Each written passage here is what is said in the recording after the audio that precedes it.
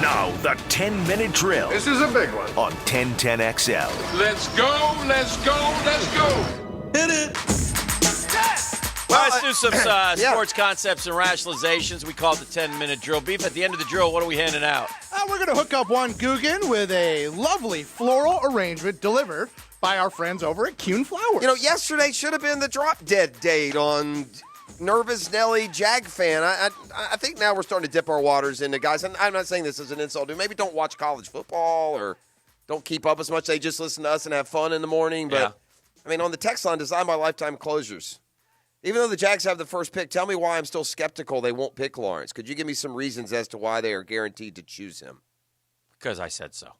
You're going to have to trust me. Well, my response was because, and I wasn't trying to be smart alecky, because it's the biggest no-brainer number one pick maybe ever. Didn't I hear 2 days ago the Jaguars owner basically say they're taking They said a franchise Trevor Lawrence? Well, he said What's franchise evaded quarterback. The history of the Jags really has been a franchise quarterback. And I think what's unique certainly is that we have the ability now to make a choice, and it's going to define the franchise moving forward. Well, they ain't signing Chad Henne and calling him a franchise quarterback. It could be Justin Fields. That's the same nervousness that people have had all along. I mean, I don't think anyone ever thought they were taking a lineman. Trust me on this. I don't have to tell me. What the heck? I mean, I can't tweet it enough times to these guys, and then I don't understand. Again, if you're not going to enjoy, this is a part. Look, we suck. We were the worst franchise in the NFL this year. We were 32nd. That's no fun. To finally have something to rally around and get excited about is great, man. Let's enjoy it. Let's get fired up, man. And if unthinkable, it's not going to happen. It's just not. They're taking Trevor Lawrence. I mean, just get ready. So Trevor Lawrence is coming to town. We've been saying Accept it. Embrace it. Yeah. All right. Well, from one mild profanity. We'll get mad about you can get mad about GM and coach or whatever. Sure. Right. Well, from one mild profanity to another. What was the mild profanity? Well, sorry, Junie Bug. They used to say that all the time after you said that word, but now it's just part of our natural discourse. I don't mean to run you down. That word's said all the time around here. Yes. In fact, often we suck. But anyway, yes. From that one to another and one. Again, we embrace that. Yes. Embrace the suck sometimes. You have to. Sometimes you have to. Well, there's another one right now. Listen, when you are, in attack mode and profane on the offensive on social media, I find you very untoward, unlikable, and a jackass. Like if you're the constantly on the attack, offending people, just trying to get under people's skin, you know that guy on social media. I'm sure he has hit you up before. No, never. Right? That guy is the worst. I don't want to hear from him. I don't want to see him. He's just a ne'er-do-well, miserable person who gets only excitement. So, but that's not my point. Okay. If you get a little bit off color and in attack mode from a defensive position, that's a different game to me. In other words, I'm only responding. I'm not out of nowhere. I'm not the first to fire shots here. Who's this? Who are you referring to? I'm referring to the Jacksonville Jaguars fan base, BCB, that whole crew. You have a friend here, gang. You can come down here if you need. You got a friend in me. If you need shelter from a cold winter night, you got a friend in me. Then you can come down here because they have started this long overdue middle finger for the rest of the country in their constant criticisms of Jacksonville and the Jaguars and everything about us. So, a message to all y'all in L.A. and Philly and New York: you can keep your big city. Disasters. Leave us alone. Yeah. Leave the Jaguars alone. No one out there in NFL land should be criticizing anyone if you're not the Kansas City Chiefs. So they've started this movement, Dan. So now when someone says, Trevor Lawrence get drafted by Jacksonville, can he live in San Diego? Or Trevor Lawrence probably will go back to Clemson rather than be in the draft. All those kind of, and then it becomes more like, Jacksonville Steak, small town, no one knows where it is. Oh, it looks like I'm hearing from the 3 Jaguar fans. I was disappointed in Woody Page Part 2 out there in Denver. Did you see that guy? Yeah, that guy. Oh, that guy got it. Kisla? Yeah, that guy got a taste. Did he get it? He got a taste of the movement. Okay. Well, so there's a movement now afoot by Jaguar fans on social media. It's short, it's succinct, it's well called for. Yeah. Beef, what is warning Little ears. to our family that's commuting this Little morning. ears. What? Little ears. No. Okay. Earmuffs. Little ears. We're not going to say it. Yes, I Yeah, am. we are. No, little you're not. ears. Little ears need to be covered right now. I'll give you 5 seconds to cover little ears. You want to leave yours open because this is glorious. The new movement is this. Whenever someone attacks Jacksonville via social media, whether it's a quote expert or just some barefoot fan somewhere, Jaguars Nation has united with just one simple response that begins with a hashtag and then is followed by these 3 words, and it's complete with GIFs and memes and everything else that these dastardly people deserve. Beef, what is the movement undergoing right now in Jagland? It's a hashtag. Shut up, bitch. But Randy Newman didn't think he'd be paired with that when he wrote that song. That's correct. It's pretty simple. Well, you It's- got a friend in me. It's incredibly creative. Good for you guys out there. Let them have it, man. Every one of these sanctimonious, judgmental, disappointedly sad losers, let them have it. Give them the SUB every single time. Keep them coming. It's perfect. It sums up exactly because that's what they are. A bunch of bees, right? Complaining about, you don't know anything about Jackson. I have been to many of these cities in the country, Dan, from which these criticisms come. They're a Yes. bunch of hellholes. Live in Jacksonville for a reason. You can live in a lot of different places. We're just fine down here. Correct. And we don't care if you ignore us like you have for 26 seasons. That's fine. But don't sit there and start taking pot shots. Otherwise, you're going to feel the wrath. And, a few have learned, haven't they, Beef, through the years on social media. They felt the pain. And your guy, like you said, Woody 2.0, he got a Woody 2.0. He got a heap and helping. By the way, you know who jumped in to help? Who? A very Woody? unexpected ally in all of this, who is actually this guy's cohort at this point in the business, but jumping in to sort of help in a Rhino. tag team fashion. Have fun sucking then. Rhino. Rhino jumping What in. did he say? What did the guy say about the Jags? What did he say? Oh, he'll give you the line. It was an SUB line that he got tased for by the boys. Because Yeah, but what did he say about Jacksonville? Was he talking about the Jags or the city or both? Both. I'll tell Yeah, you. there is some dumb Yeah, trouble. well, maybe he's high, local legal, man. Denver's changed. Hold on, I'll find it. Probably high as a kite. In fact, maybe we should call his bosses and let them know that. Your man's high as a kite out there, boys. If I were Trevor Lawrence, I'd go backpacking in Europe or threaten to turn pro in tiddlywinks rather than play football for the Jags. But then again, I like backpacking. Yeah, that's the guy. Yeah, because the Broncos are just beating Mark Kisla. setting the To world which he on fire. later responded 2 hours after he got a little dose of it. Did he get SUB'd? Yeah. Oh, Yeah. buddy. I appear to have struck a nerve. On second thought, Trevor Lawrence makes perfect sense as quarterback of the London Jaguars. SUB him again. Then he got it again. Yeah, and he should.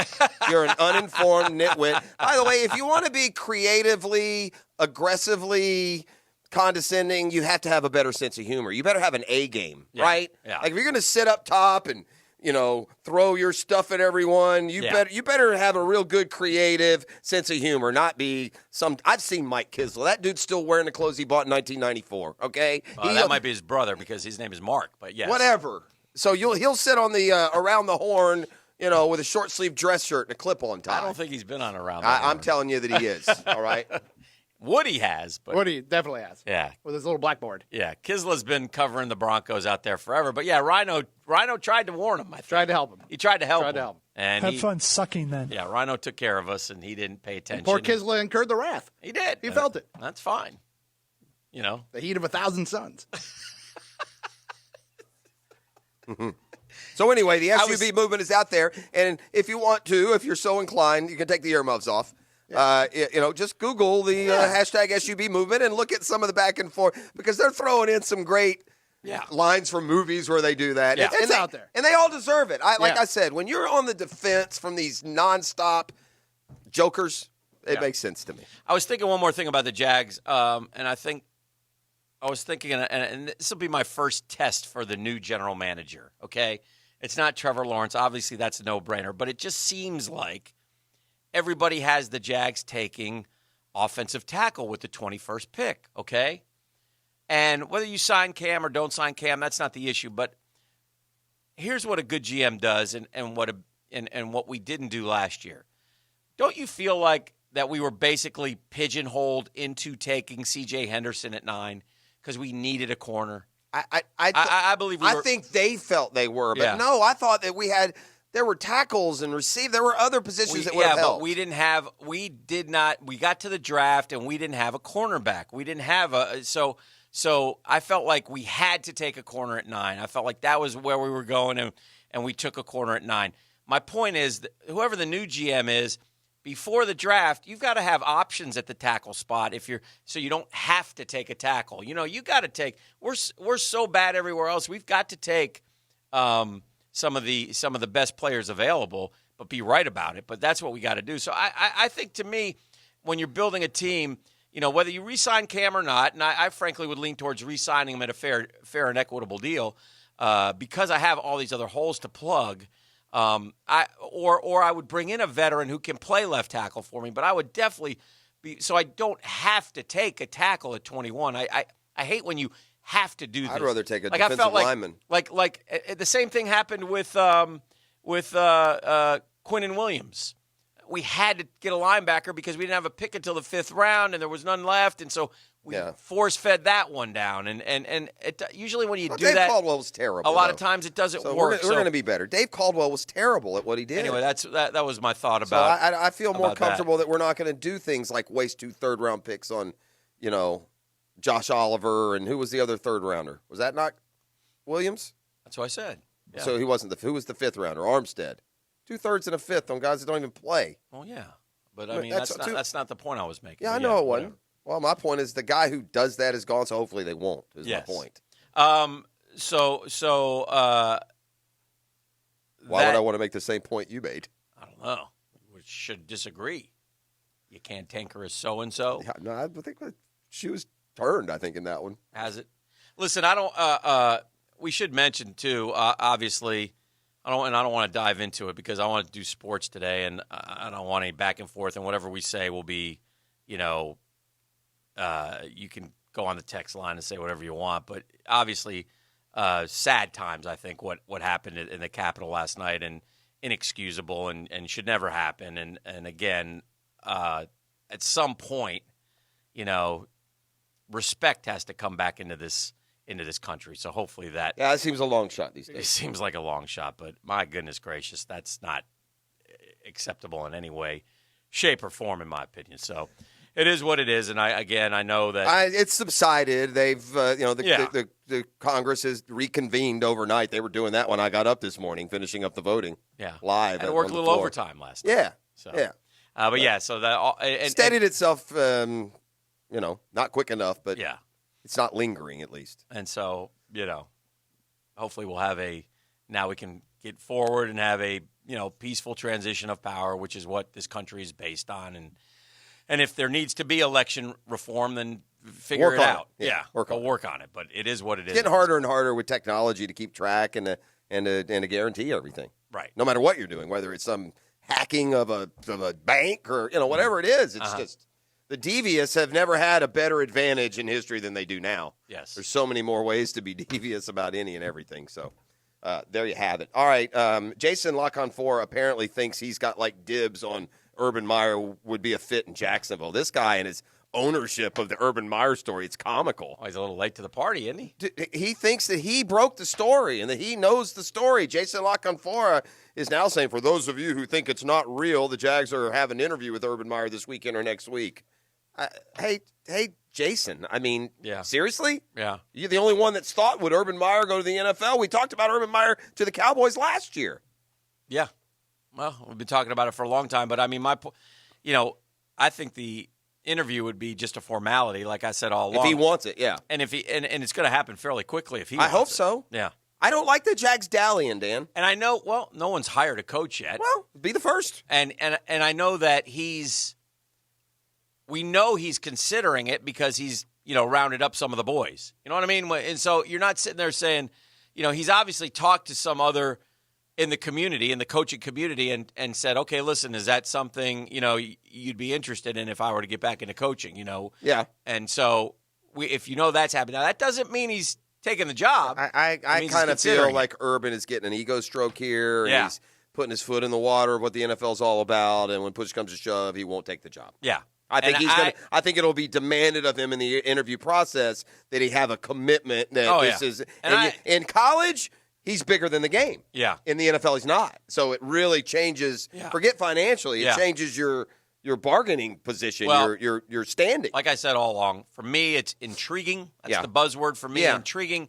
But I would definitely want him to be all in. And I've always wondered, the one thing for me, I'm all more than willing to roll the dice on can the college coach make the transition, because I think he's a CEO who would walk through those doors and command respect and can handle himself. There's players like him in college football. I think he'd be fun. He sent a lot of players to the – I mean, Urban Meyer's going to step into a locker room and half the people know him from recruiting. Correct. So there's going to be some – maybe more recognition with him than with anybody else you hire. Good point. But, my biggest concern all along is, what the family and he and how, again, guys wound tight. We know that. We've been around him enough to know, he's a hard guy to cover. I don't care about that, but he's wound tight.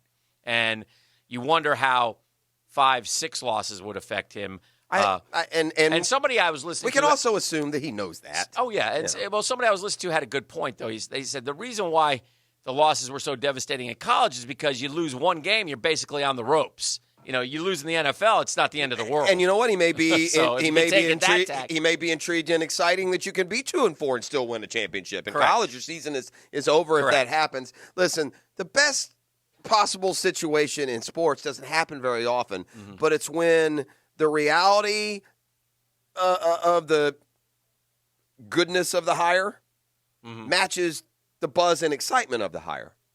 Like Steve Spurrier to Washington, the buzz, incredible. The reality, what have we done? Urban Meyer to get this thing going and excited. I feel like the buzz that will come along with, the billboard on I-10 with Trevor Lawrence and Urban Meyer showing all the titles they've won in the last 10 years. I think that buzz will be legitimate. I think you should be excited. It's not just a PR. In other words, the best guy for the job may also be the best PR move for the team. Oh, yeah. Right? 100%. Yeah. I mean, if you put those two up on a billboard, again, this is where rubber hits the road for this franchise. It's a critical, decade coming up, and the Jags and the city and the team has to win. And if all that comes together, man, we'll finally have our franchise that we, can embrace, and deservedly so, because these fans have waited a long time for this. So hopefully that's a little bit later today in the Daily's Double Take. We'll look at yesterday's interviewee, Eric Bieniemy, just why he has become as popular as he has, what he would bring, what his style is, and try and keep you up to date as best we can with the interviews that are ongoing and with the potential candidates that are out there. Before we step aside and come back, talk injuries with Doc Murphy, Bill Barnwell, your boy, Billy Barnwell of ESPN. I love Billy B. Has predicted the NFL playoff bracket. Predicted every game as it runs out, including the Super Bowl score. So without going through any potential upsets and who he's got winning this weekend, the next, if you could just go ahead forward, who do you think, and let's say if we agree, who do you think he's picked for the Super Bowl? Who do I think he's picked for the Super Bowl? I think he's going to go Bill Barnwell. He's going to go with one of the faves. I think he'll ride with the Chiefs. And then from the NFC, I think he'll mix it up. I don't think he'll go Green Bay. I think he'll have Green Bay get knocked off. Let's go. NFC's so bad. I don't know about, NFC's bad. Not bad. They're bad. I don't think. I don't know if he'll go with New Orleans just because of the way Breeze is playing. How about something crazy like the Bucks, the Chiefs and the Bucks? Wouldn't be totally nuts. I bet you he goes chalk at that point. There may be some upsets before then. Chiefs pack. Wow, he's got the Steelers beating the Browns 34-7. I think the Browns play with them. I think the Steelers beat the Browns. Okay. Well, I think they beat them. I think everyone's by the way. Maybe not like that. Everyone's picking the Ravens, by the way. That's not even an upset. They're the road team. They're favored, and everyone's picking them. Yeah. But let me go down to. I'll just go to the end here. I won't go. Pick by pick. We have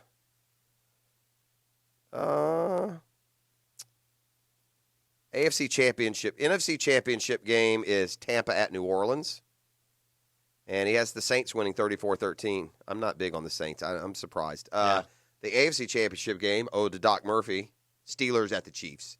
Boy, Steelers are nerve-wracking to me. They're not playing good. And they've lost important players. I don't know about that. But anyway, you never know. Steelers at the Chiefs. Beauty of it. He goes with Chiefs, so he's got Saints Chiefs. Really stepped out on a limb. I wonder where where they had the Bills go out. I'm getting. I mean, maybe it's my dear friendship with Buffalo Tom, but I'm kind of getting a little bit of Bills fever, Dan Hicken. I hope the Bills do well. Let's do this. Pittsburgh at the Bills. He's got the Steelers winning by 3. Beef, let's do caller number 3 right now, 641-1010. Tell them what we're going to give them today just for hanging out with us here and exchanging some sports concepts and rationalization. Caller number 3 right now, 641-1010. Going to go home or have delivered, we should say, a lovely floral arrangement from our friends at Kuhn Flowers. So call now, 641-1010.